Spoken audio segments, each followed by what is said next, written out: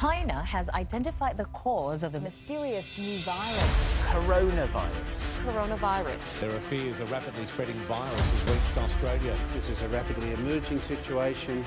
Where there are cases, the government can quickly implement targeted measures and focus control efforts where they're needed most. Together in collaboration with the pharmaceutical companies. We need vaccines to immunize ourselves. And then the final solution, which is a year to 2 years off, is the vaccine. The answer to that is to really close things down.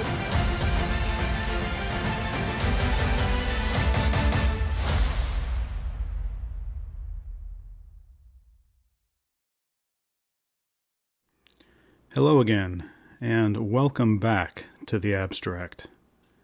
I am your host, Peter Kirby, author of the book Chemtrails Exposed, a New Manhattan Project, and staff writer at Activist Post. Well, I have the best news ever on The Abstract for you today. Best news we've ever heard on The Abstract. There are 8 states in varying stages of passing legislation that, in effect, bans chemtrails. Now, you may have heard of one of them, that's Tennessee. That one's already been signed into law, but I've been able to dredge up 7 others, and we have evidence of all of it today, so please stay tuned.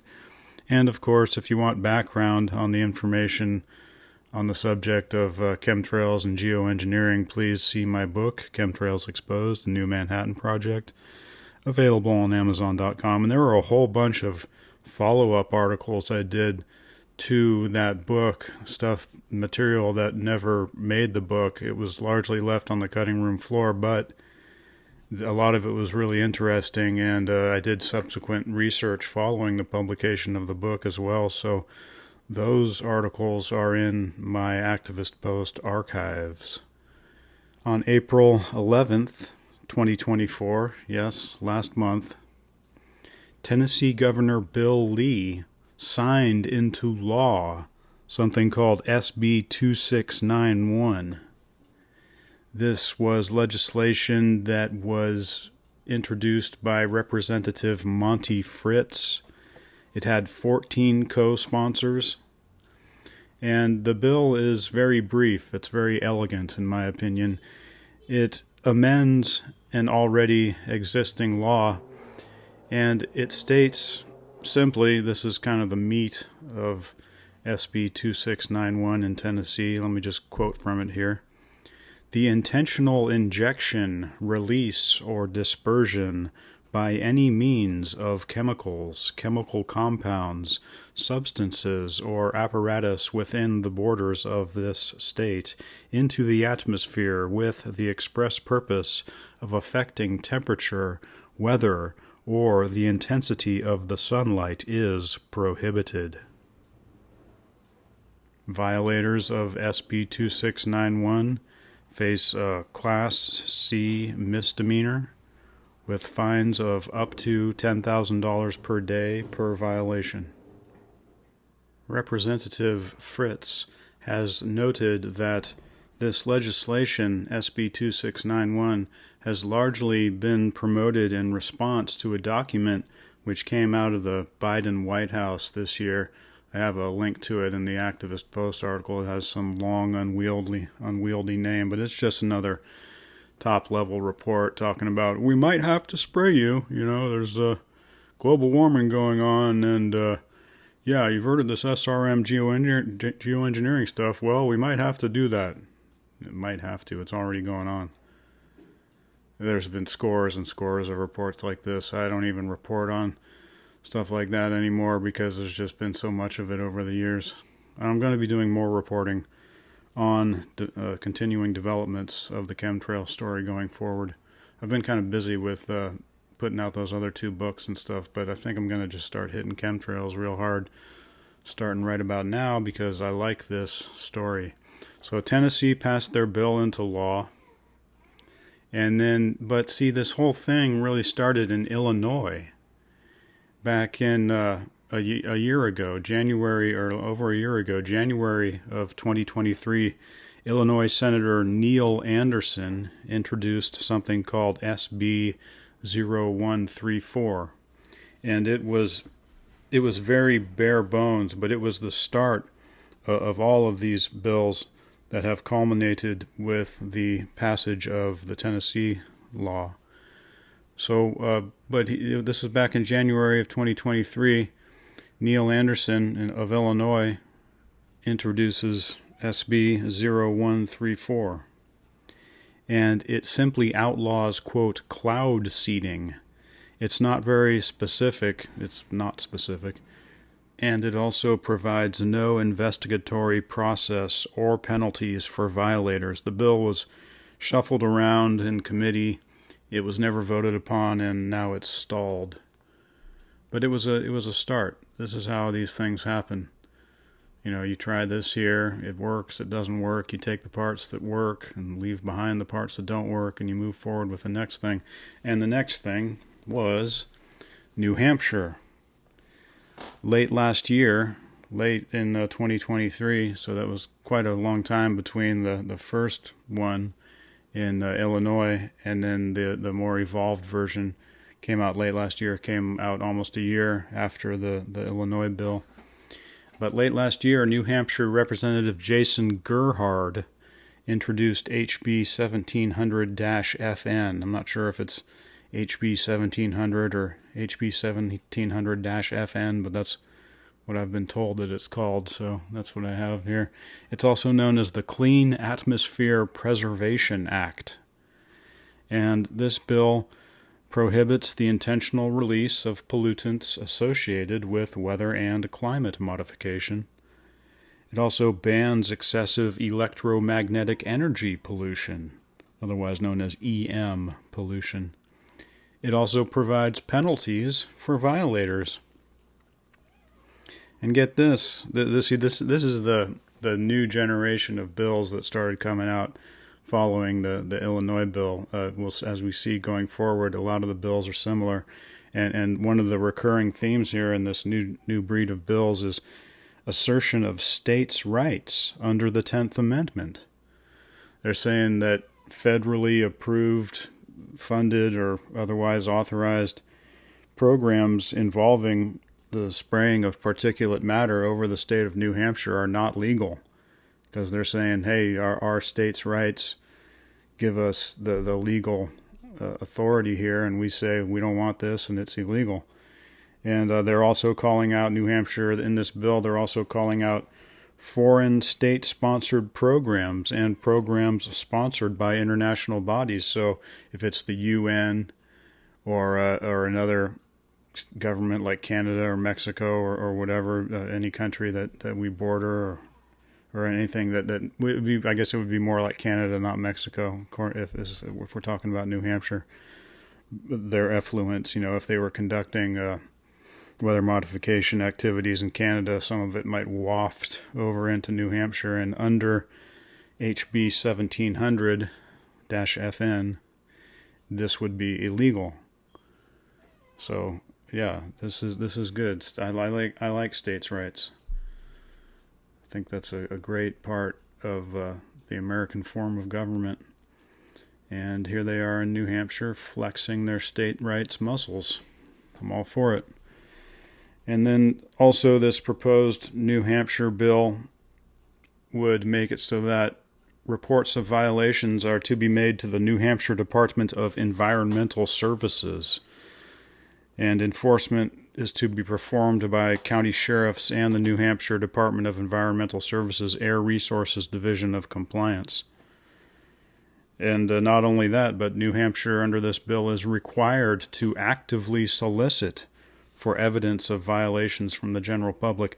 Now, these environmental organizations, government environmental organizations, such as the New Hampshire Department of Environmental Services Air Resources Division of Compliance, I have no faith in these people. These government environmental organizations have been wholly corrupt over the years. They may have some good people in there trying to do good work, but I mean the whole thing is just dominated by corporations, and they're pushing the theory of man-made global warming and all kinds of other nonsense. So we'll see how this plays out. There are other bills, as you'll see, that don't really require the participation of these government environmental organizations. But let's also talk a little bit more about these active solicitations for evidence from the public. This is great. This is stuff that we've been doing for years in the anti-geoengineering community, such as videotaping evidence of planes spraying things, taking rainwater samples. Marvin Herndon has proved the existence of massive amounts of particulate matter in the skies with electromagnetic energy. There are devices you can use that you point up at the sky, and it can take, it's like spectrometers in the sky that figures out what the stuff consists of up there in the sky. And of course he found coal fly ash. But yeah, we have lots of this type of evidence. So New Hampshire, get ready, because we got a lot of it. And then HB 1700 FN has teeth. If you violate the provisions of HB 1700 FN, it has bigger teeth than the Tennessee law. In New Hampshire, you'll be committing a felony, and you'll have to pay at least $500,000. In Tennessee, it was $10,000, right? Well, here in New Hampshire, they're talking about at least $500,000. That's $500,000, folks. Or be imprisoned for at least 2 years or both. And every day that offending conduct is carried out, it is treated as a separate offense. So every day that you're in violation of HB 1700 in New Hampshire, you're looking at $500,000 and imprisonment of at least 2 years or both every single day. So I like that. It's got nice, big, nasty teeth to it. And it says that if HB 1700 is voted into law and signed by the governor, then it is to take effect upon passage. And I think this is starting to look like what we've been waiting for. And then you'll see these other states now, a bunch of them have apparently modeled their proposed legislation upon New Hampshire's HB 1700 FN. South Dakota, on January 31st of this year, South Dakota Senator Tom Pischke introduced SB 215. SB 215 has 3 co-sponsors, and it has already passed the Senate Agriculture and Natural Resources Committee 7-0. And like the New Hampshire bill, SB 215 outlaws both polluting emissions and excessive EM, electromagnetic energy. And again, this bill proposed law in South Dakota asserts states' rights under the 10th Amendment, such as the New Hampshire bill does. SB 215 in South Dakota also mandates that the state of South Dakota encourages the general public to collect and report information, such as the New Hampshire bill. But they take it a little step further here in that they're encouraging the public. The bill mandates that they actively encourage the public to come forward with evidence of spraying and excessive EM. And this evidence is to be reported to the county sheriffs as well as the governor. And if anybody is having, especially the county sheriffs, is having any problems quantifying and corroborating these claims of excessive electromagnetic energy violations in particular, the bill provides that local sheriffs are to be assisted by scientific experts at state colleges and universities. So, you could have the experts advising you on the spraying of stuff as well, but that's not as technical as the electromagnetic energy violations. So I'm assuming that if any help is to be given out by these scientific experts at state colleges and universities, it would probably be done in the context of establishing what's going on with the electromagnetic energy. And then once local sheriffs have established that there are violations going on, local sheriffs as well as the governor can issue cease and desist orders with the weight of a court order. In this SB 215 in South Dakota, the governor can also ground aircraft with the cooperation of the South Dakota National Guard. They can make a plane that's spraying things go to the nearest airport, or command them to do so, at least. The governor can also call upon other state agencies, such as the state police and the Department of Agriculture and Natural Resources. Owners and operators of offending facilities are required to produce operational records. This is going a little further than the New Hampshire bill. And if warranted, entire facilities can be completely shut down. And all this evidence and whatever goes on in the immediate stoppage of these activities will be referred to the state's attorney for prosecution. And then we have in Kentucky, on February 9th of this year, Kentucky Representative Steve Rawlings introduced HB 506. The bill has 5 co-sponsors. It has not had any committee votes yet. It is the bill in Kentucky here, HB 506. It is similar to the New Hampshire and South Dakota bills. It bans the intentional release of all polluting emissions. And it's got a little esoteric here. Started talking about masers, getting more specific as to the electromagnetic energy being used. And they also mention artificial intelligence. They say that artificial intelligence may be running these programs, and that makes sense to me. That the geoengineering programs, which are more high tech than the conventional cloud seeding industry stuff, they might be using artificial intelligence to just run the program. I mean, the thing is so complex; it would be a lot easier to just have a computer do it, right? Set it and forget it. Just make me money. I think that's the philosophy behind that. Make me money and power. That's how you set the AI. Anyway, we have HB 506 in Kentucky providing for citizen input.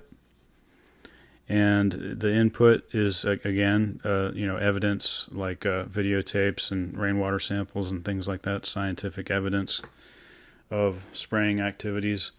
And this evidence is to be solicited through notices in media publications as well as on the Kentucky Department for Environmental Protection website, otherwise known as the DEP. The Kentucky DEP is involved here. And there's some expediency here. The bill is talking about how state officials need to report any evidence of violations within 24 hours. Investigations of possible violations are to be made by the commissioner of the Kentucky DEP, and he has the power to stop any offending activities and level penalties. HB 506 in Kentucky again asserts states' rights against the feds and other countries.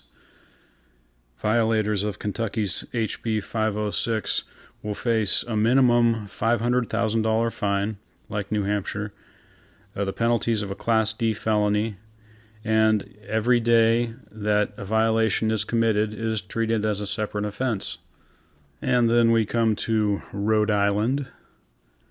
On March 1st of this year, 2024, Rhode Island Senator Elaine Morgan introduced SB 2540, also known as the Rhode Island Clean Air Preservation Act. SB 2540 in Rhode Island bans all types of atmospheric pollutants associated with climate and weather modification, and it provides penalties for violators. It again asserts states' rights under the 10th Amendment. And one of the interesting ways that Rhode Island's 2540 differs from the other bills is that it mentions combustible agents in weather engineering aerosols combined with EM radiation. And it says that this combination, quote, causes the desiccation of all biological life and contributes to drought and the hazard of catastrophic forest fires, unquote.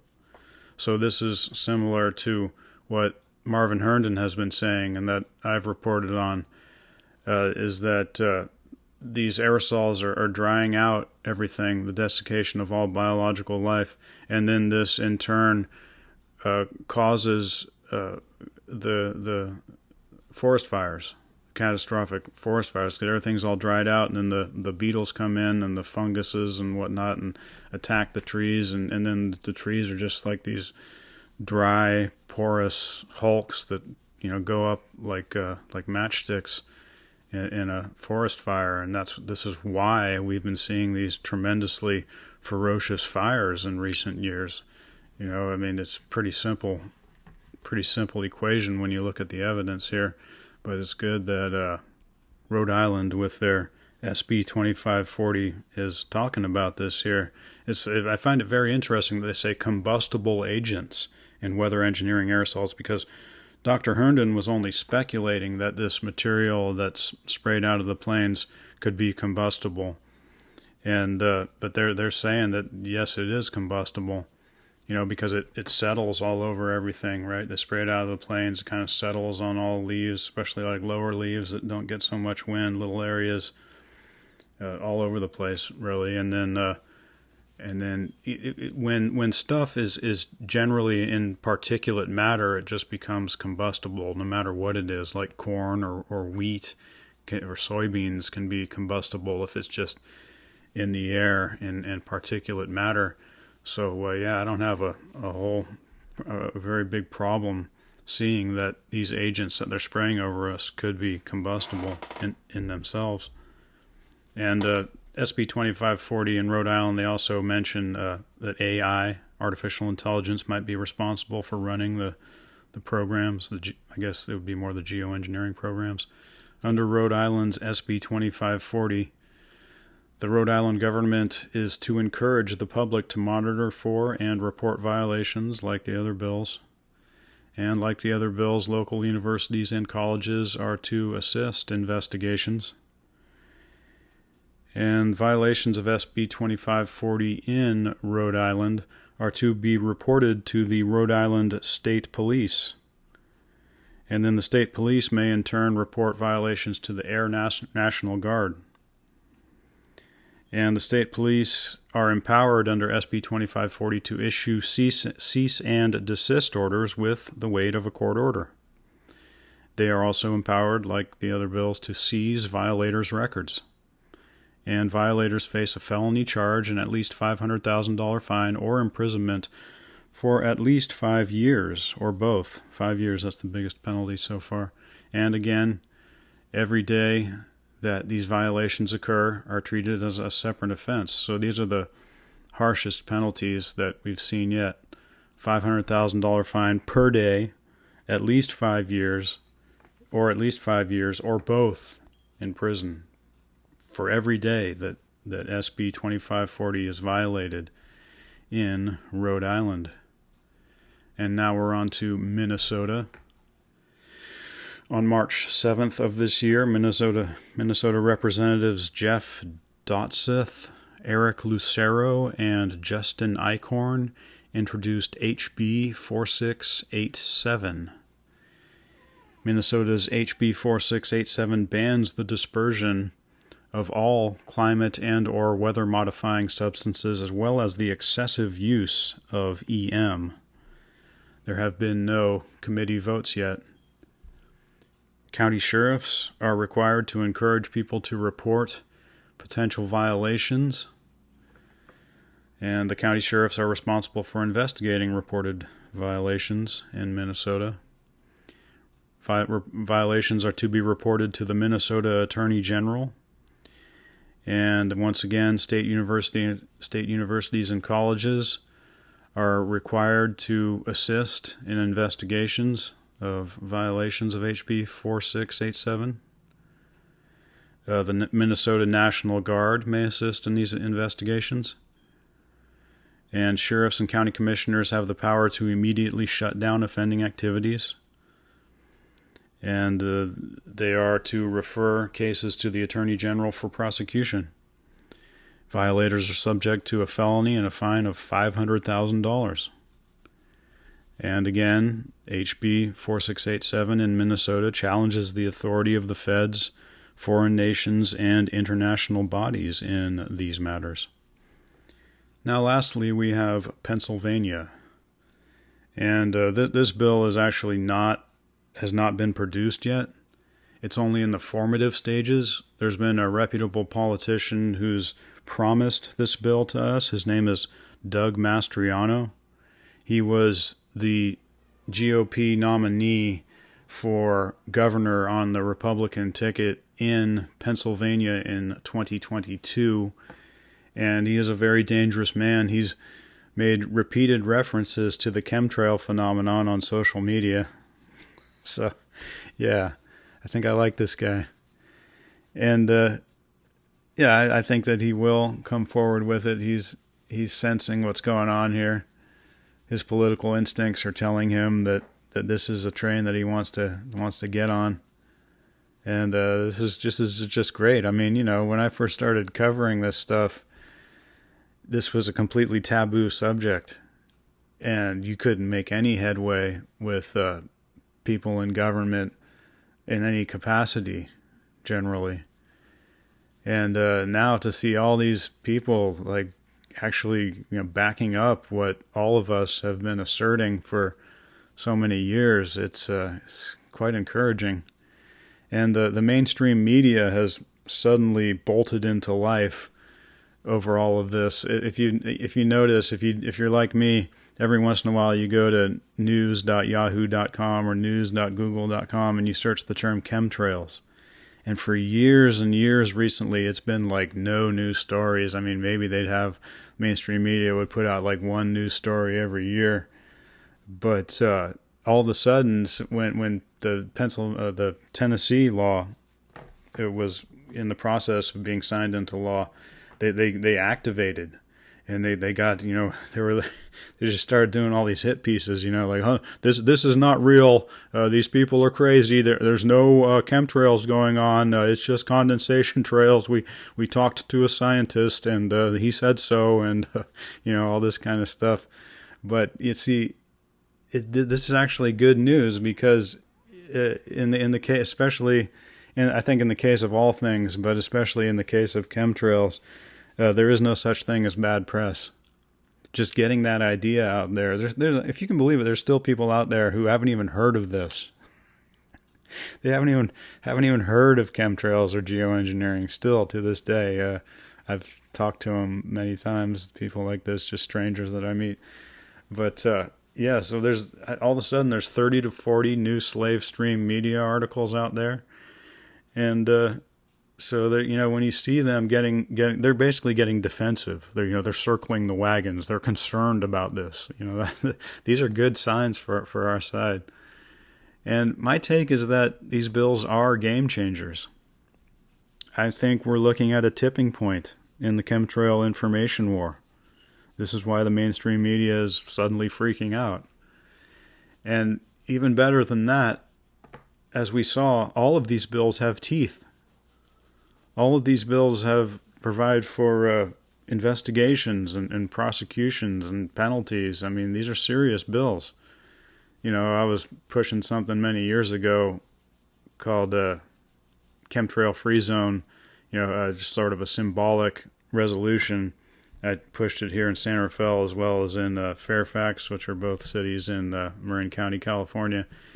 And it didn't go anywhere, politics is not my forte, let's put it that way. But there's a whole story of that in the book, Chemtrails Exposed, a New Manhattan Project. But, they're basically saying the same thing that I was saying back then, like, banning the spraying of stuff over our heads. But I was reticent to put any kind of teeth in there because, I figured that it would be just easier at the time to pass something without any teeth and just make it a symbolic resolution. I thought that was a better tack at the time, but now they're adding teeth to all these things.